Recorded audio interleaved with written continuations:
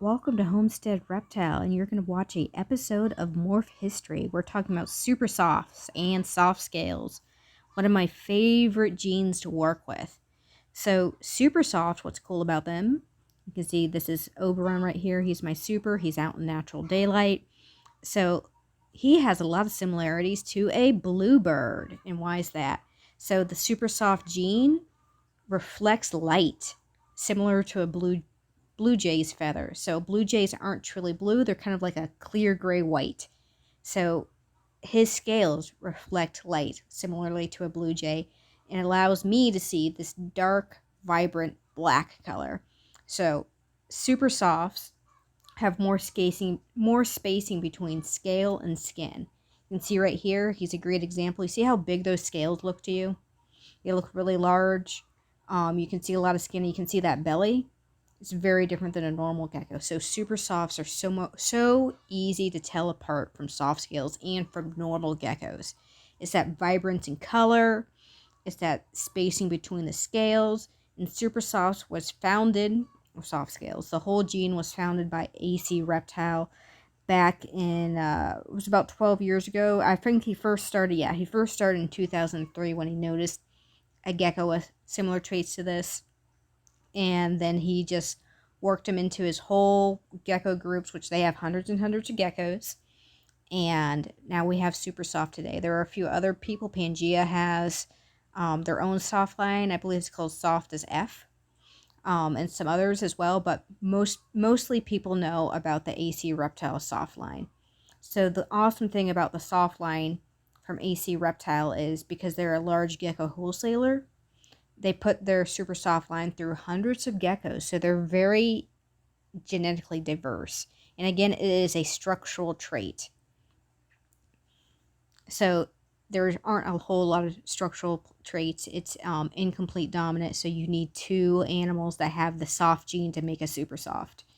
But super soft generally, what's kind of interesting again, they're very healthy, just because they've been put into a lot of different geckos. And here's the formula right here: super soft, soft scale, you get it. But they're very healthy. They generally have large heads. They generally have large bodies. And that might not be because they're super softs or soft scales. It could just because AC Reptile prefers large bodied geckos. So they were just happen to be in our line. And this gecko coming up here, this is a possible soft. This is my female. But when I show you her micro photos, you can see the difference. She has scale spread, but it's not as dramatic. And I'll show examples of a normal gecko scale spread, a super soft, and a soft scale. And again, you can tell the difference with micro photos. Micro photos and getting a good understanding of this morph, since again, it's a structural trait, there is a difference. There's a difference in feel, at least for me, I can tell the difference. There's a difference in the scale spread. It's like I can tell the difference really easily, a super soft versus a normal, and I can tell a super soft versus a soft scale. It is a structural trait, like I keep saying, and you really need to focus on the scale spread. At least that's what I've found out with the information. I love this morph. It was one of the first morphs I've chose to work with because I just thought there's so much you can do with it, and it's like baking a cupcake. You bake a cupcake, it's a beautiful cupcake, but it needs something else to stand out. You put sprinkles on it, you put decorations on it. Wow. And this is what the soft scale is for me. You can see here, those are those micro photos. The spread isn't as much. And you'll tell with a normal gecko, they have pretty much no scale spread. The scales are pretty much touching each other. Here we go. Here is a soft scale spread. I'll leave the links to all this information I've gathered. And this is a soft scale right here, possible soft. You can see that scale spread. It's not as dramatic, and I have some better closer up photos of this guy.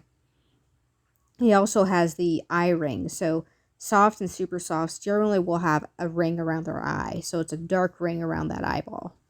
And then we have super soft. You see those scales? They're social distancing. They're keeping away from each other. I don't want to be around you, pretty much. And you can see that difference.